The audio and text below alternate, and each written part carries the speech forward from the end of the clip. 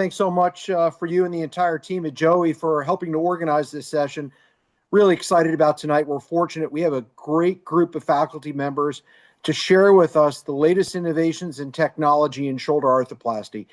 These type of WebEx events are always most interesting when people are engaged. Please feel free to send any of your questions through in the chat box. Tom and myself will be monitoring that. We'll have a nice opportunity to hear 3 and 4 great presentations, and then we'll go through some case discussions at the end. There's no lack of controversy in shoulder arthroplasty, and we're going to make this a wonderful event tonight. To start us out, it's going to be my good friend, Dr. Duquin, who's going to share with us some of the latest technology in shoulder arthroplasty. Look forward to hearing from Tom about robotics, patient-specific instrumentation, and the latest in preoperative planning. Tom, I'll turn it over to you.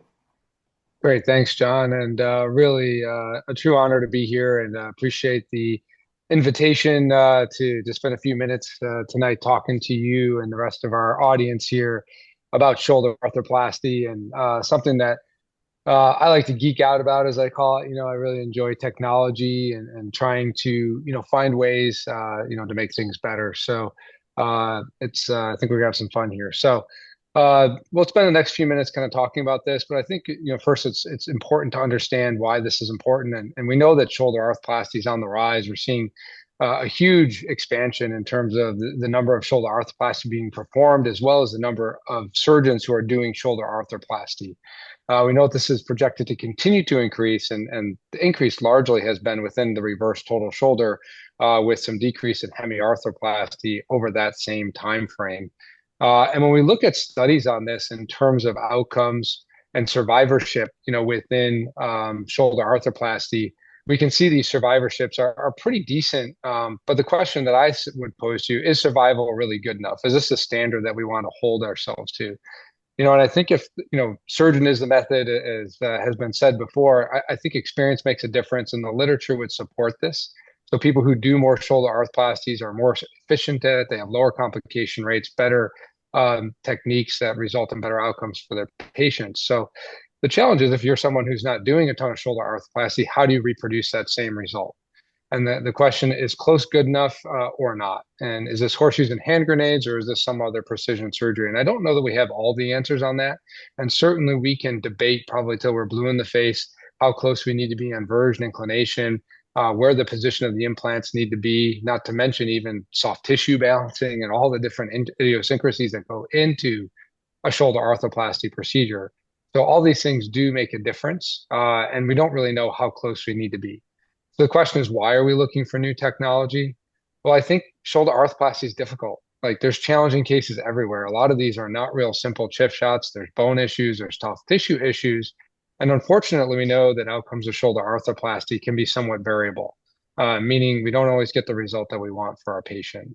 With bone challenges, there can be glenoid bone loss, there can be humeral bone loss, there can be joint line medialization that affects your soft tissues. We have osteophytes, calcification in soft tissues, maybe soft tissue deficiency that we can see. And a lot of times we can see now this subluxation, right? So a lot of our shoulder arthroplasty patients have an asymmetric wear to their glenoid, meaning the soft tissues themselves and the premorbid condition was not balanced to begin with. So how do we overcome this stuff? And I think it's difficult. We did this study with myself, and John was our blinded reviewer, which was very nice, but the guys at Columbia and Olivier Verbeau from Belgium helped us out as well, where we looked at all of our revision cases. So 234 revision shoulder arthroplasties from our centers. We looked at the x-rays and tried to make a determination on those x-rays if there was a component malposition issue that contributed to the need for revision. And what you can see is the numbers are fairly impressive in terms of the number of revisions we're doing, where there's component malposition as being a causative factor or contributing factor for that patient to undergo revision. So 65% on the glenoid and 60% on the humerus. So how can we do better with technology in order to make this happen? Well, we know that innovations kind of come a long way in this. The first shoulder arthroplasty done in the 1890s was a shoulder for a tuberculosis infection. As you imagine, that probably didn't turn out very well.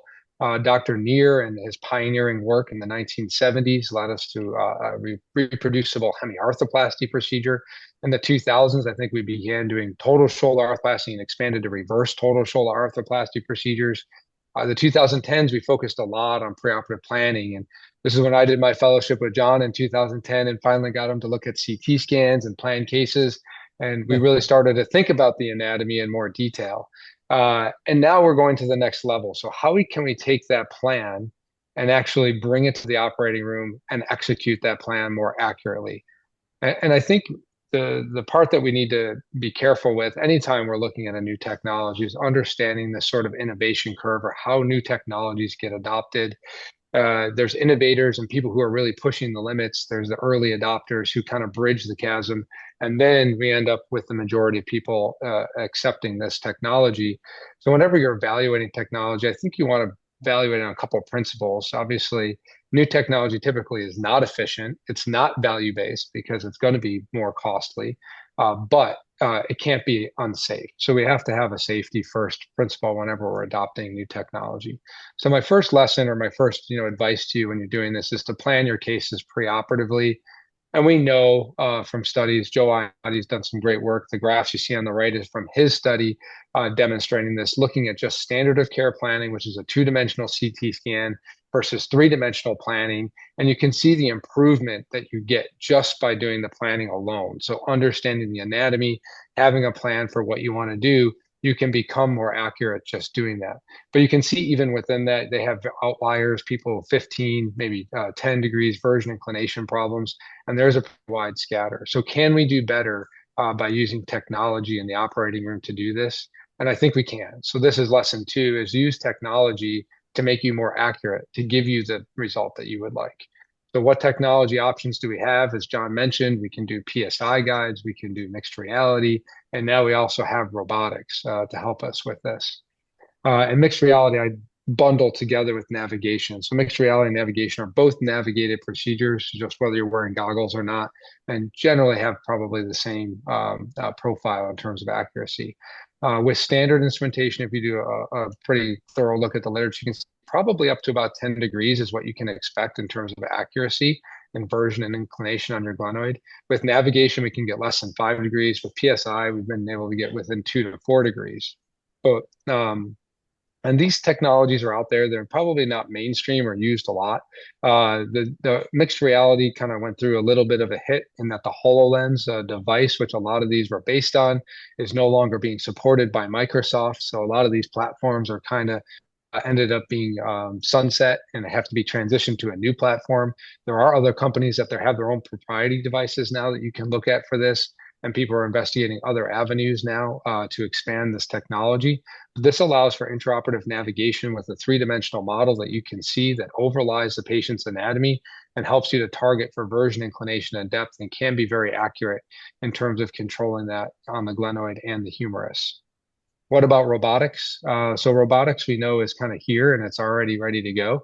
I think maybe this is the robot that we envision right now for shoulder, unfortunately, versus this, which is the robot that we really would like. I think for me, what I want a robot to be is I want a robot that's going to be accurate. I want it to be easy to use and intuitive. I want it to be minimally invasive so I can try to do this without taking down the soft tissues. I want it to be able to integrate my soft tissue balancing and not just my bony alignment. And I want to be able to collect data and then inform my future practice based on the data that we collected from those patients. And at the end of the day, it has to be affordable and value driven, right? So where are we today? Do robots produce accuracy? I think you want to think about this both in terms of accuracy and precision. So it has to be able to hit the center of the target and it has to be able to reproducibly hit the center of that target.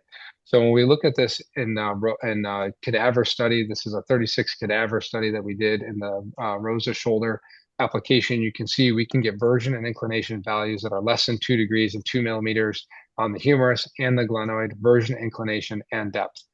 So we're able to actually reproducibly execute our plan using robotic technology in a cadaver model. Where are we today with the robot? We're able to do this. There's also a Stryker system out there with the Mako that you can use for the reverse, which is glenoid based only and uses a burr, which also can give you an option for robotics. But these technologies are becoming available. And what does the future look like for this? I think we are going to be planning all of our cases, and I think most people are doing that now, which is great. I think we're going to have more interoperative tools like robotics that help us to be able to reproduce these plans more accurately.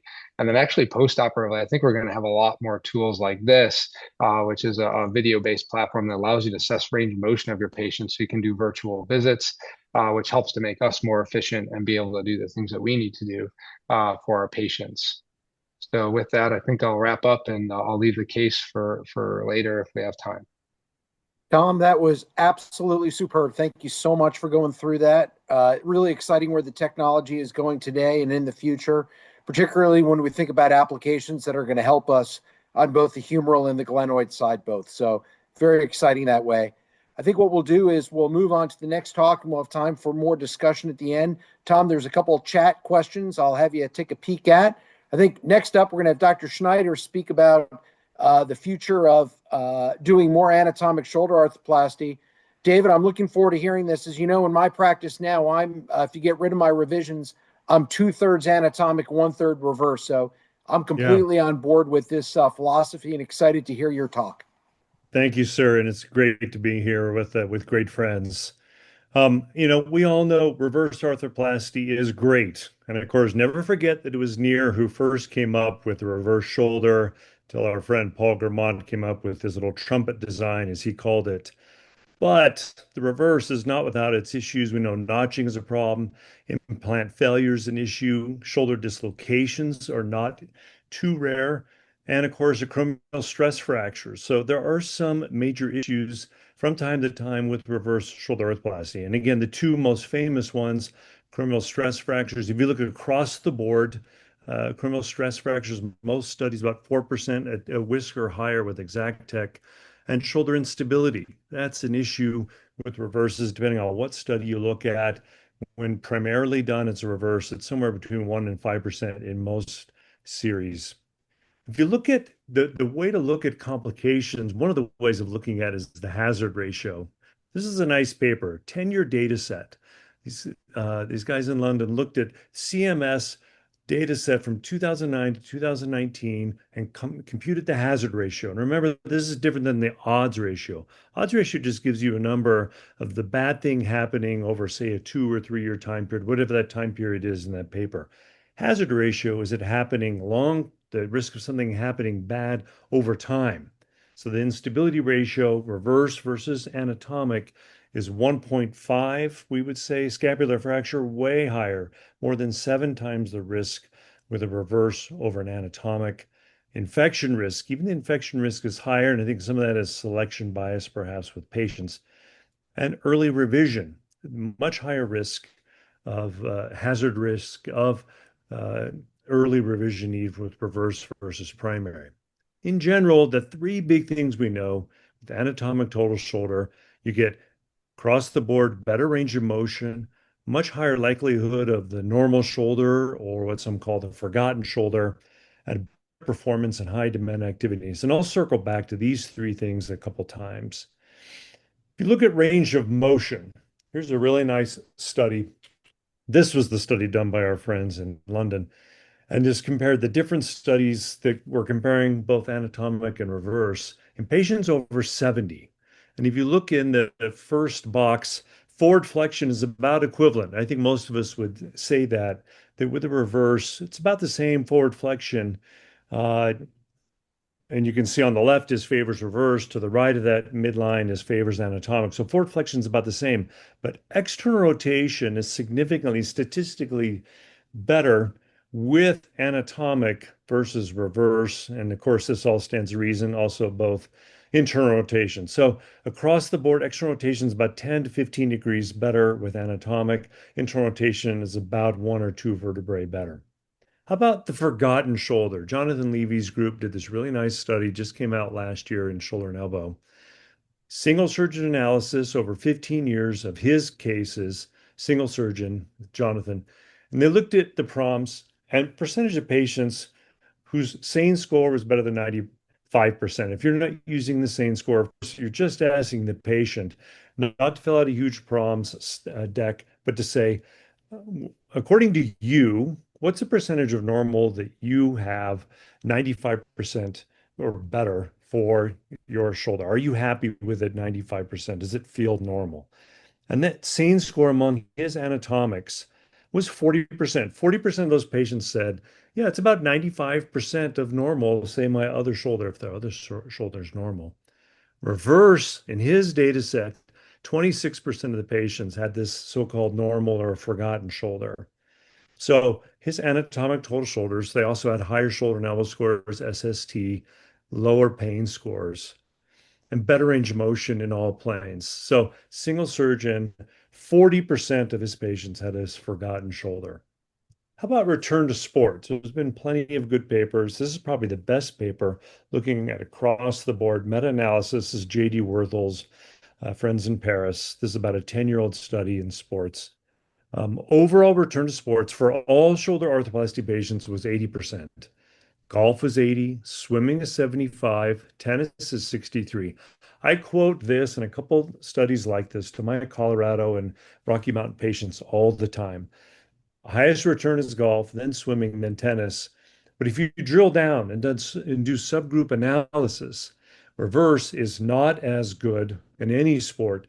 Particularly, the lowest is a racket sport, particularly if it's a reverse in your dominant hand. McCarty's well-known paper looking at just golfer, total shoulder patients, about 85% of them returned. Reversed patients is about 60%. And hemiarthroplasty, ironically, is the lowest. Only 50% return to golf with a hemiarthroplasty. So hemiarthroplasty is not always the solution. You're going to hear me hammer that a couple times. So if you drill in and combine a bunch of these return to sport papers, you'll see they're in the middle column, anatomic return rate versus reverse return rate. These are important things for us to tell our patients. Golf is, high 80s, 90s, approaching 100 with anatomic total shoulder, whereas depending on the paper, reverse is, half to 2/3 of the time. Again, tennis, but with reverse, only 50% of patients with a reverse in these long-term studies show return. And of course, swimming is less. So important numbers to think about. So again, anatomic total shoulder, better range of motion, much more likely to be a forgotten shoulder and better performance. How about survival? The actual implant survival, and I would say it's complex. Some main conclusions here, and then we'll drill down a little bit. We know that in younger patients, and this is an Australian study that I'll look at in a second, that reverse and stemless anatomic shoulders actually do the best, which is surprising new data to look at. For all patients, 4-year survival, it's really high. Someone I saw in a comment earlier was talking about survival now for shoulders. We're approaching hips. That is to say about 1% or less of annual dropout rate. Elderly patients, this is key. So for elderly patients age of 70, meta-analysis suggests the reverse may have lower revision risk. And I think this is because of the subscapularis. We have to be really mindful when we're doing anatomic total shoulder in someone over age 70 if you can't do a good subscapularis repair or if the subscap itself is compromised. Across all ages, lifetime revision risk is consistently higher for anatomic, and I'll show you that data here in a second. But the failure modes are different. If you look at the New Zealand registry, this is one of my favorite registries. If you look at the anatomic lifetime risk versus the reverse lifetime risk for every 5 years, it is higher by a whisker, by a few percentage points, but not that much higher. But across the board, anatomic is higher until you get quite aged. But I think this is important. We have these patients who are, say, in their 50s. They say, Doc, is this going to last me for the rest of my life? Our patients ask this all the time. And you can say to that 55-year-old patient, you got like a 75, 80% chance of this being a lifetime solution for you now. Implants are so much better. So it's not one of these 10-year, forget about 10 years. Look at this. You can really tell a patient in their 50s, their lifetime risk of revision is only now 25% safe. Important data.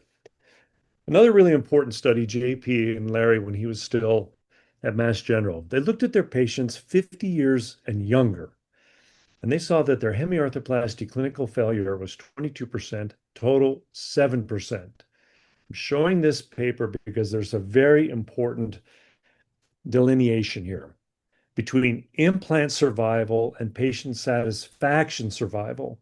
Notice, and in the red, that small line at the top, that's total.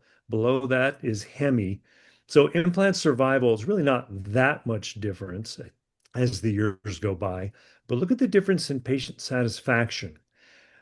Many fewer patients are happy with their hemiarthroplasty. But you can just imagine you go all the way to Boston, you get a hemi from a famous surgeon, you're probably just going to live with it. Even if you aren't happy, you're not going to get it converted. So your implant may be surviving, but you're not happy. And we see this across the board. And my main statement with this is you can't equate survivorship with satisfaction. Maybe survivorship isn't our best way of looking our patients pleased with what we've done for them. The way to really drill into this is with the national registries. We all know, especially with a couple Mayo trained guys as my conspirators here tonight, that the Mayo Clinic started this back in 1969. And then shortly following that, then it went to Sweden in 1975. And you can look, if you can see the numbers here, spread around the world. And some of the very best ones, of course, the Australian registry, the New Zealand registry, the UK, and then the combined Scandinavian registries. But there are only 10 of all those national registries, and depending on how you look at it, there's in the high 30s that have national registries. Only 10 shoulder registries. That is to say, the Scandinavian countries, New Zealand, Australia, Canada, Kaiser's shoulder registry has that, and Egypt, Italy, and the Netherlands. So how does it work? All of us here can actually drill in to some of those national registries like the Australian registry. You can get a user license and go on and use it. Here's some data from the Norwegian registry. And this was published in Acta Orthopedica. And if you look, they can drill in by brand name here. So this is reverse Kaplan-Meier survivorship analysis by brand names. And unfortunately, this is not a good day for SMR or the Aquelis, because you look at the instant failure, it really starts going down. Their stem struggles right out of the chute within the first couple of years, much lower. Well, who has the best in the Norwegian registry? It's comprehensive. At 5 years, 98% survival. And these national registries are important because it's not cherry picking from someone who's designed it. I had nothing to do with comprehensive design. But the people who publish this are not the ones who are the designing surgeons. It's very important to have impartial data like this. Well, when it comes to anatomic, is it really all about glenoid failure? And I think this is a couple of the most important slides I can possibly show. Look at Roger Emery, orthopedic surgeon in London. He's at UCL, and he's had some of the best data looking at loosening of the glenoid implant. There we go. This is loading the glenoid.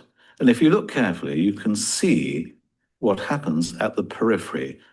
The upper slide is the top pole of the glenoid, and the lower one is the inferior.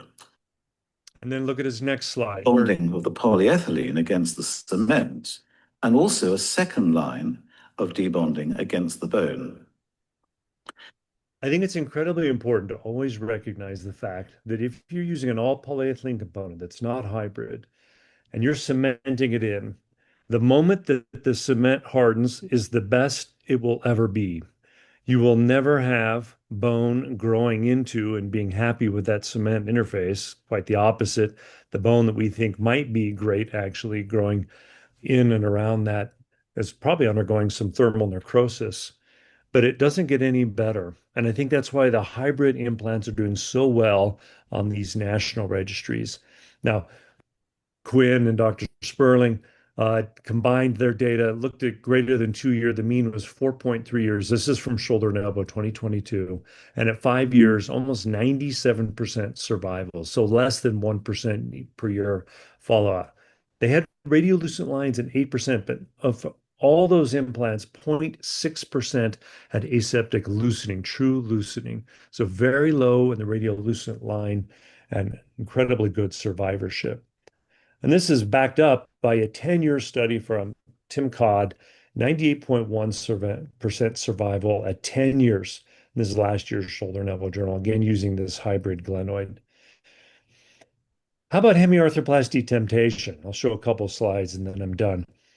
If you look, this is Ashish Gupta's group did this last year, 2 years ago in Shoulder and Elbow. If you drill into the Australian registry, of course, there's 100% participation in the Australian registry or you lose your license. The people that do the best, this is age less than 55, are stemless anatomic shoulder. And surprisingly, in less than 55, reverse total shoulder. Both have excellent 5-year outcomes. Well, who does the worst in Australia? Hemiarthroplasty. The humeral resurfacing has very high failure rate. That is to say, revision to another implant. And again, half the risk with both stemless total shoulder and reverse, half of hemi and resurfacing. And this is backed up. This is what they call the Nordic combined. So if you combine the Scandinavian countries and Finland, if you combine all of their data, this is all comers, 100% participation in those countries. Total shoulder does the best, followed by stemmed hemi and then resurfacing. And you can see it just continues to drift once you get 5 years out and immediately separates. And this is age less than 55, which is where all of us would be thinking about really wanting to traditionally do an anatomic total shoulder. How about a couple years ago, someone looked in and just looked at how about the Stryker pyrocarbon with the Ascend versus all other stemmed total shoulders.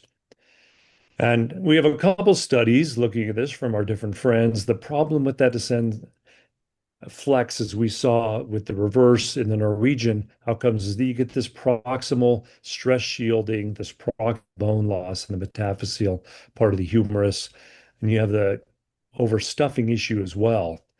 If you look at that paper, the Oxford shoulder scores were statistically significantly better in the anatomic total shoulder group. Their pain scores were statistically better, and their function was also better compared to the pyrocarbon. And I think we're going to see this gap widen because of that stem not being friendly. And if you look at the Australian registry, it's a similar kind of finding where the pyrocarbon has the highest revision rate. So I don't think it's this long-term solution. And again, you see that pyrocarbon has the highest revision rate at 5 years. So in general, because the range of motion is better, because it feels more normal, and because it performs better, I very much consider the anatomic total shoulder.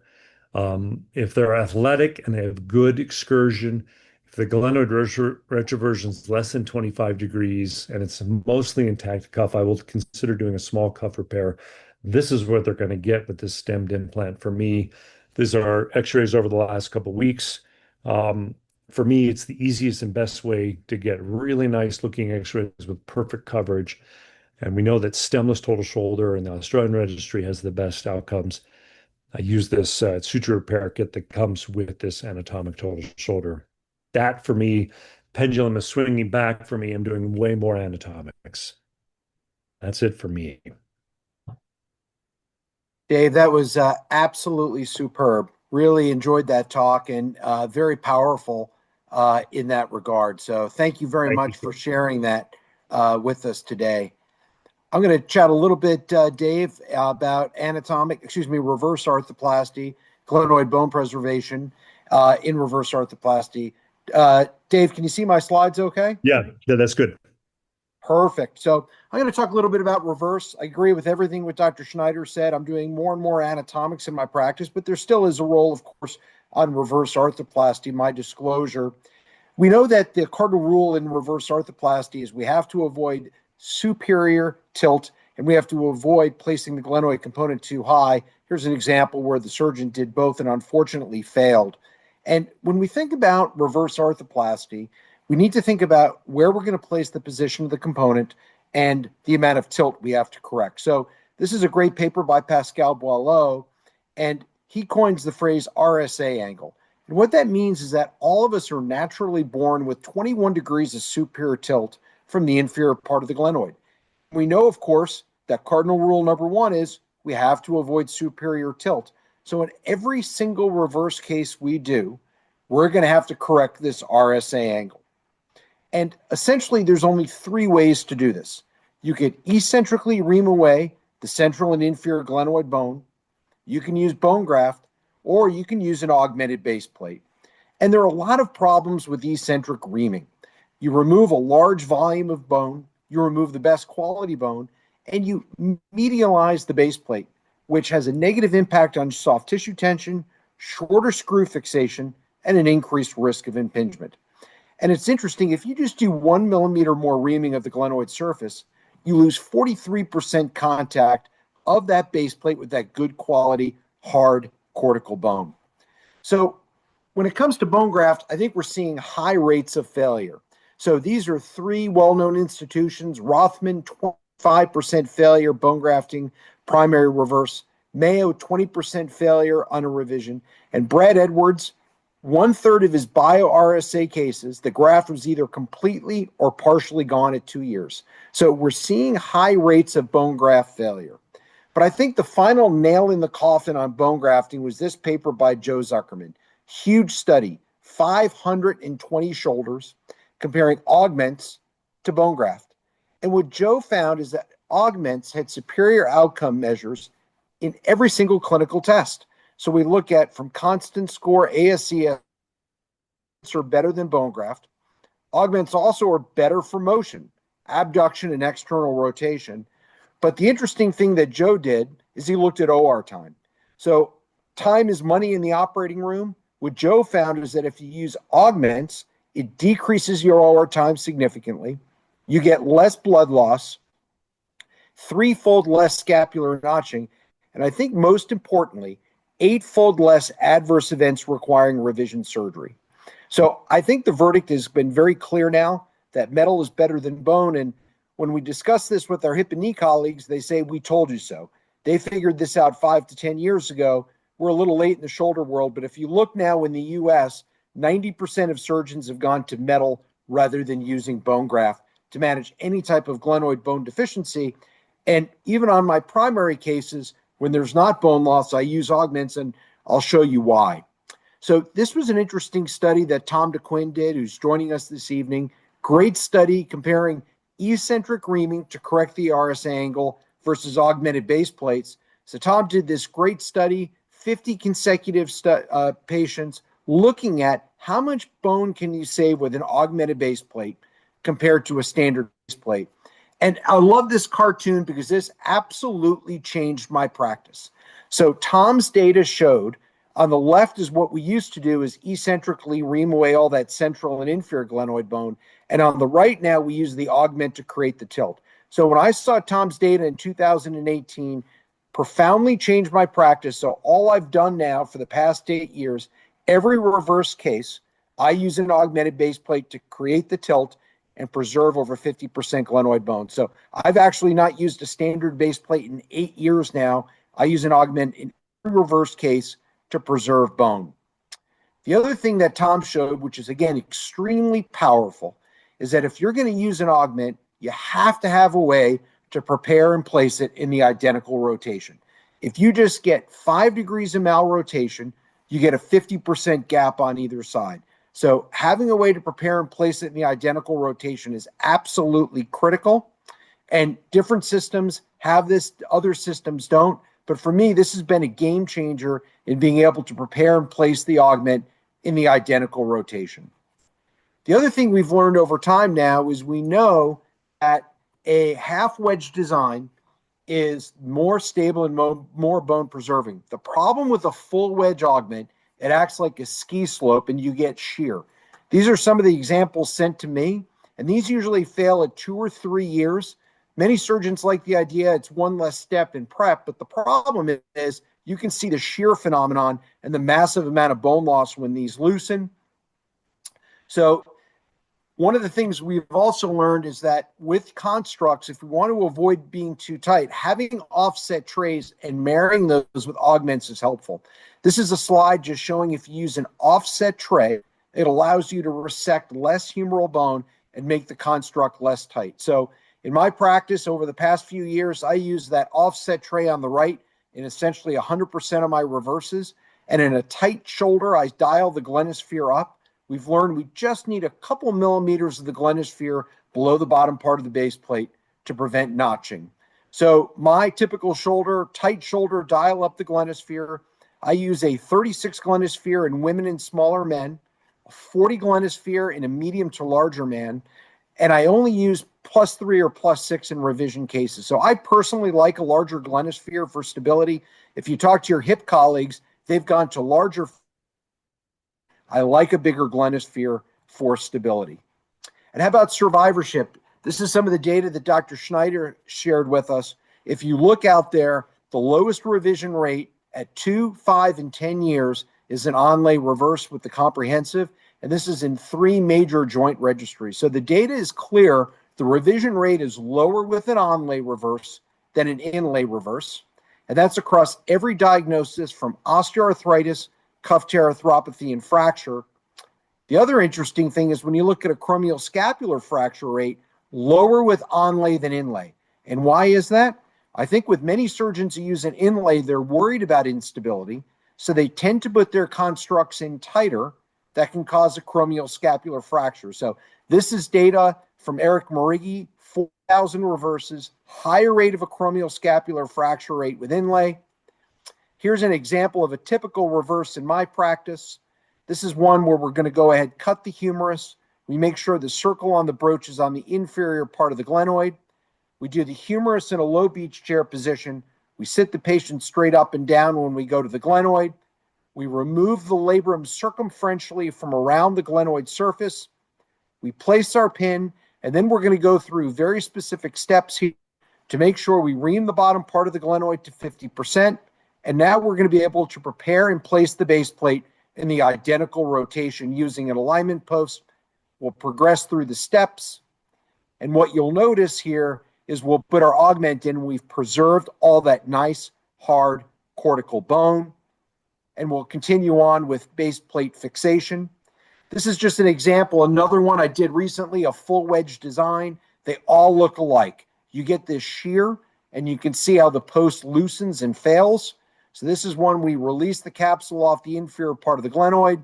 We go ahead, use an augmented base plate, a half wedge, where we can prepare and place it in the identical rotation. You can see how the augment creates the tilt rather than reaming away central and inferior glenoid bone. And we're going to go ahead and dial the glenosphere down. Here's sort of the modern inlay design and some of the challenges with it. This is a patient that had surgery done by a very experienced surgeon. And the challenge is with this inlay, it's more susceptible to instability. You put a flat liner on there, even more susceptible to instability, now in varus. And what happened is this surgeon did not have a way to control the rotation of the augment. So unfortunately, it was mal-rotated when it was placed with superior tilt with resultant instability. So we went ahead, revised this patient, placed an augment in there in the correct amount of tilt to be able to correct that. So finishing up here with a couple of last cases. This is an anatomic to reverse case. This is some of the data that Dave showed. When you get bone that grows into porous ingrowth metal, it's a very straightforward revision to do. And when there's low rates of revision, we went to reverse. Here's another one. Here's a glenoid component that's had some challenges with accelerated polyethylene wear. This is one where we remove the stem with a helicoidal burr. We'll go ahead, remove the cage, and went to reverse. So I think with that, in the sake of time, I think I'm going to turn this over next to Dr. Throckmorton, that's going to chat with us about outpatient shoulder arthroplasty, because I'd like to save some time at the end for discussion and questions. So, Quin, with that, I'll turn it over to you, my friend.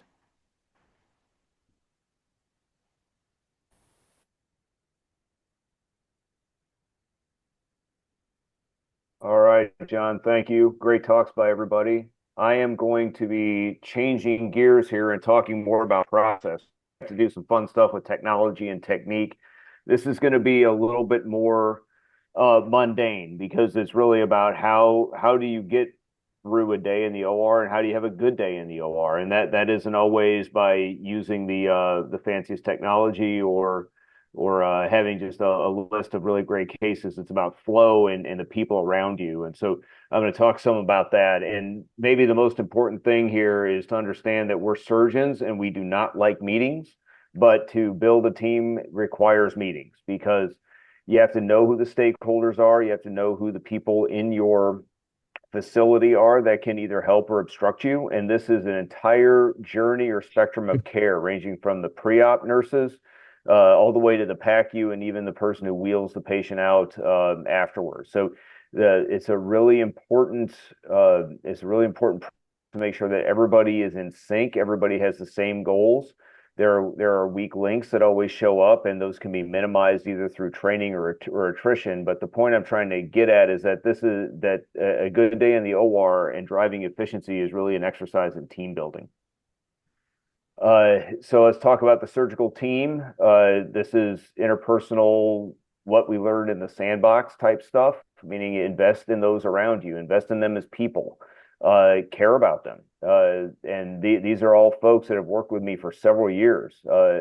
And I know all of them personally. I know their families. And this is why people will stay. They will all eventually leave, but they'll stay for longer if they believe that they're part of something where they're really valued. And this goes from scrubs to assists to residents to your PA if you have one, to the anesthesia team. Even the rep is an extremely important part of the surgical team, and investing in each of them and making them feel important. They will work for you if you do that. But it also creates an assembly line where everybody has their assignment, everybody is a cog in the wheel, and everybody works at the top of their license. So the surgeon isn't prepping the patient, but he or she is doing surgery, and the rep is not doing something other than helping the scrub get through the case and helping with the implants. This is where it gets a little dicey, is because we all have very different levels of control in our service line, and this really varies widely by practice type. And not everything that I'm going to talk about here in the next couple of minutes is going to apply to everybody on this call. But some of the key factors in driving efficiency are room assignments, your techs and your circulators, i.e. your team, like I talked about. SPD is pretty important. If they're too slow and don't turn your trays over, that's a problem. And then the pre-op and PACU personnel, and that's before we talk about anesthesia, which is its own discussion, of course. But the key variable here is to whom are these folks responsible? And the newsflash, or spoiler alert, the real answer is they should be responsible to a surgeon. Now, that's not always the case, but that is how you drive efficiency in your practice, is to have those around you responsible to a surgeon. One of the things we say around here is if you want to solve a problem, you ask a surgeon. If you want to solve a Sudoku puzzle, you get an anesthesiologist. So about the different types of practices, those of you that are in employed or academic environment, you may not have a whole lot of control over the OR services, and especially anesthesia. So this really means falling back on guile and interpersonal skills and negotiation to generate buy-in. Try and find where are the areas of alignment. For instance, if the OR wants to drive case volume, you can say, hey, I can provide case volume. This is what I need. In private or privatemic environments, you do have a little bit more control. I mean, we're fortunate where we own our surgery centers and we own our anesthesia group. So we really have full control over all those things. So we manage the OR board. We employ everybody within our outpatient machine. But for those that aren't in that situation, and for instance, you're contracting with an ASC or contracting an anesthesia group, the services agreements that you negotiate and you contract with them are actually very important, because that delineates the responsibilities that each party has in the arrangement. So again, the private environment does give you more freedom, but it still does require meetings. It still does require these relationships to develop a program. Again, going back to the OR services, how do you assign rooms? How do you assign techs and circulators?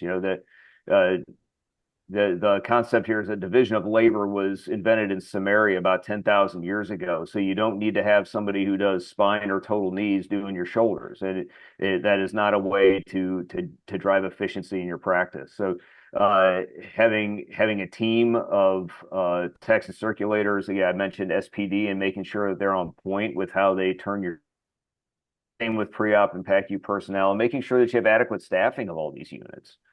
As I mentioned earlier, I think ideally the employee should be responsible to the surgeon as much as possible, but at the very least, most ASCs and even most hospitals do have at least nominal surgeon oversight over the service line. The surgeons at least have a role. Now, you may not have a controlling role, but you at least have a role. And in my view, again, with surgeons being the better problem solvers, anything involving block time, OR assignments, streamlining the service line, that should be done by a surgeon-led committee. You may not have that opportunity, but you can at least try and be at the table to argue your position and try to affect a positive change in that direction. So, like I said, anesthesia is its own animal. I think we all have our frustrations. But again, it goes back to who is the services agreement with. So in a hospital or ASC, if a hospital or ASC has a managing entity, you may not have a whole lot of control because they're not responsible to you. In a surgically controlled entity, you definitely have more control, but there are a few things that you can make sure don't happen, and one of them is don't let the anesthesiologist control the OR board. Like that should be a surgeon led problem, if not at least a competent charge nurse who knows how to efficiently run an OR through the day, but definitely not an anesthesiologist. And then negotiating for adequate OR coverage. This goes back to the services agreement, because these agreements outline what each of you have to do. And in many of our agreements, even with hospitals where we do not have the same level of control that we do with our employed anesthesiologists, we have metrics written in for pre-op evaluations and avoiding same-day cancellations, and adequate staffing for every room that we're running that day. And if those aren't met, there are penalties. And that is an important carrot and stick attitude or perspective to have when you're trying to negotiate with these folks who don't always have incentives that are aligned with yours. Case scheduling. So I saw this a few times in various parts of my training, that either that sometimes the residents were told, hey, figure out what the case order is. That is not how it's done, in my opinion. This is the attending surgeon's responsibility, because only you have seen these patients every time. You have studied and prepared for the case. You've, like Tom and John and Dave, you like planned the case to the nines, and you know exactly what you're going to do. So you're the only one that really knows what the flow of the case is supposed to be like and what the flow of the OR is supposed to be like that day. So in general, I think it makes sense that your most predictable cases with the narrowest standard deviation go first, i.e. Primary anatomic or reverse cases, and then you can stretch things out later in the day with longer cases, or those with less predictable timeframes go last. And so that includes fracture work, elbow arthroplasty, and revisions. Tom gave a great talk on technology, and I think he made some really good points. The point I'm going to make is if your charge is to drive efficiency in your shoulder arthroplasty practice, I think you have to be very discerning about what new technology you incorporate, because in order to keep your efficiency and quality of patient care, the new technology should improve patient care, enhance your efficiency, and be cost effective. Each of these is a necessary but not sufficient factor in its own. At our place, you have to meet these three metrics for new technology in order to get it through the door. And that's at a place where I can't walk down the hall without bumping into a robot. I think we got one from every company. So just to wrap up, driving efficiency, I don't want to harp on it too much, but it just means team building. It's investing in people and getting to know them and developing a team. And then each of us have different aspects of the arrangement that we have various amounts of control over, but whatever way that you can mold the service line management around the aspects that you do have control over will be positive and will advance your ability to be more efficient. The others will require negotiation and a lot of talking. Thank you. Quin, that was superb. Thank you so much for sharing that with us tonight. Really well done. I think please continue to bring your notes through and questions on the text. I thought we'd have a chance here to go through a couple cases before we're done. So this is a 78-year-old female, longstanding history of shoulder pain. You can see active passive elevation 100, external rotation of 20, overall preservation of strength. And here are the X-rays. So Dr. Schneider, 78-year-old active gal. I'm sure you get these folks out in Colorado. Tell me what your thoughts are on this gal. We get these like crazy. I know it's a little crazy to say this, but I would end up getting a CT and an MRI on this patient. I want to get the MRI because I want to see, is the muscle belly of the subscapularis healthy? What's the tendon? We know that the outcomes are not quite as good with anatomic total shoulders with extremely poor excursion. So in a 78-year-old, if she had a really limited range of motion, I might lean reverse. But more and more, I'm back to doing anatomic on these. Yeah, I've been influenced, David. I think the reasons why, again, more anatomic, published rates, low rates of loosening with hybrid glenoids. Yeah. And I think for me, the more likely forgotten shoulder. So I'm 57. When I'm 74 years old, I want to be fly fishing, playing golf. I'm more likely to go back to those activities with an anatomic shoulder, and also more likely to think about, for me in these patients, a stemless component. Tom, maybe a comment on that. Stemless stem, what's your current go-to for anatomic? Yeah, no, I mean, all my anatomics pretty much are stemless at this point, unless they have really poor quality bone. But generally, somebody who's got poor quality bone, I have pretty low threshold to probably going to reverse, because if they've got poor quality bone, their soft tissues are also probably poor quality. So, for me, the last, I don't know, probably 3-4 years, I could count on less than one hand the number of stemmed anatomic total shoulders I've done. So almost all are stemless right now. For me, I think you have a better ability to actually get the center of rotation right. I think we have implants now that provide excellent fixation. So that becomes kind of a non-issue as long as the patient has any reasonable proximal bone stock. So I love the stemless anatomic. Yeah, it's really interesting. And I'll show you the CT scan, what we did here. And I went ahead with the stemless. I listened to exactly what you said. I'm about 99% stemless. I like to use instrumentation to be able to do that. You can see the proximal humerus here, the asymmetric shape of that.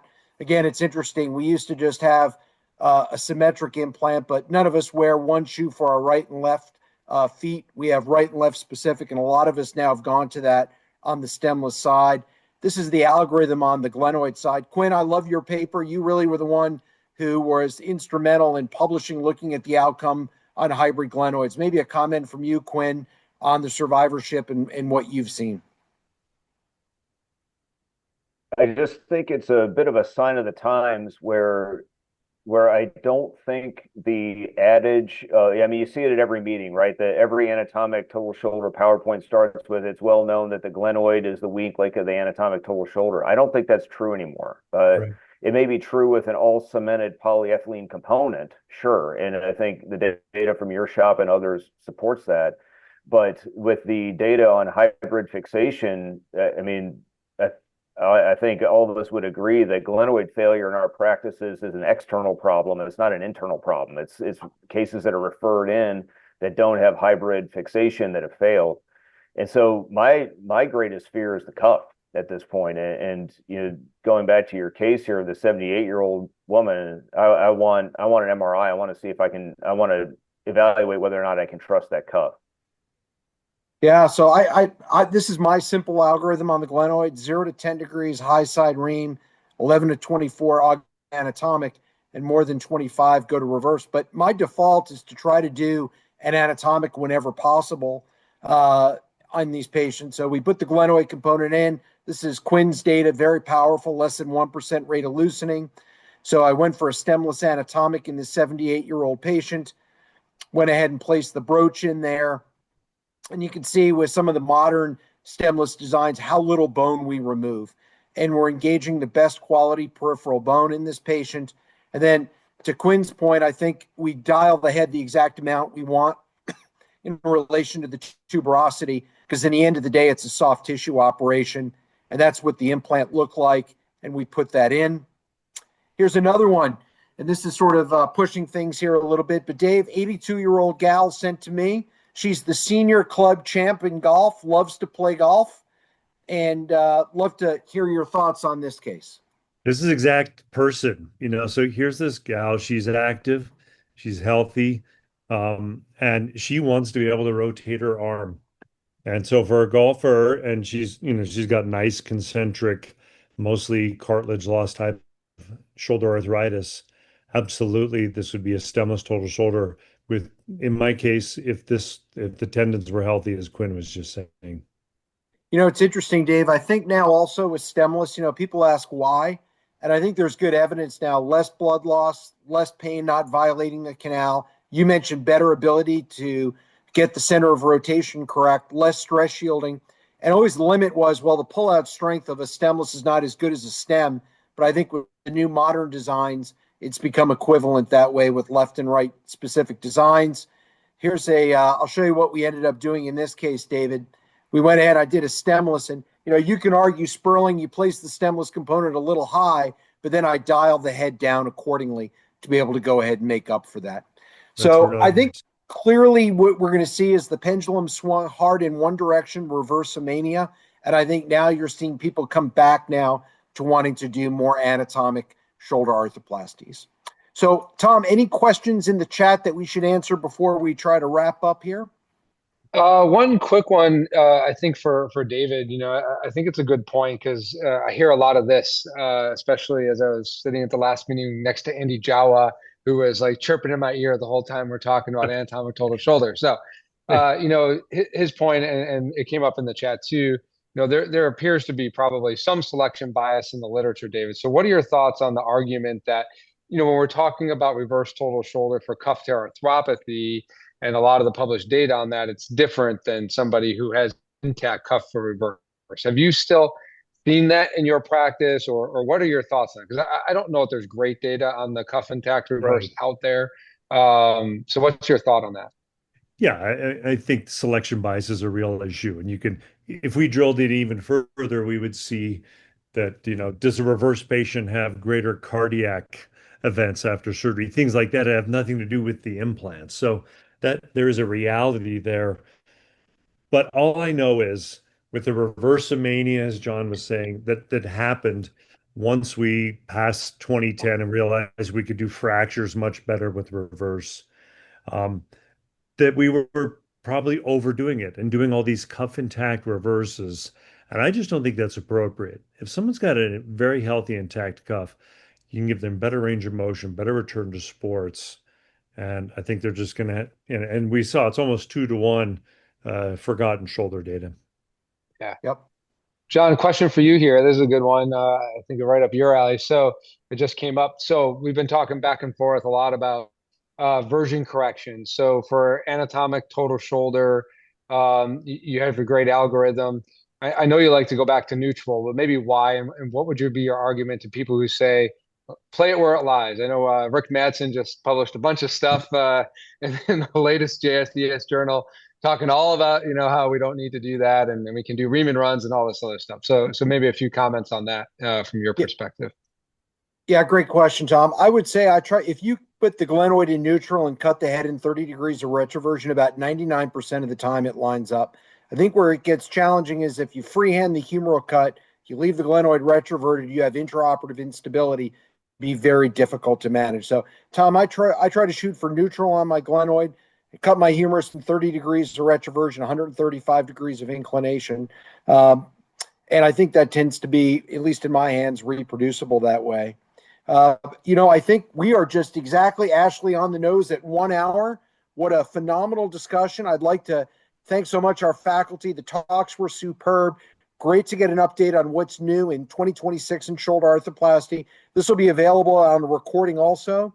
And again, really appreciate everyone attending tonight, and thanks so much to the faculty.